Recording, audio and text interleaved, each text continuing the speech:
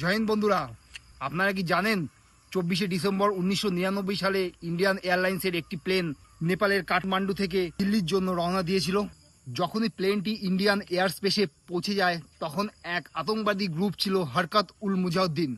এই গ্রুপের 5 জন আতঙ্কবাদী প্লেনটিকে হাইজ্যাক করে নেয় এবং এই প্লেনের পাইলটকে বলা হয় প্লেনটিকে পাকিস্তানে নিয়ে যাওয়ার জন্য। কিন্তু পাইলটের কথা শুনে প্লেনটিতে ফুয়েল না থাকার কারণে প্লেনটিকে অমৃতসরে ল্যান্ডিং করানো হয় এবং তারপর ঘটনা বুঝে এনএসজি আসার কিছুক্ষণ আগেই প্লেনটিকে অমৃতসর থেকে লাহোরে শিফট করা হয় এবং লাহোর থেকে আফগানিস্তানের কান্দাহার শহরে শিফট করা হয়।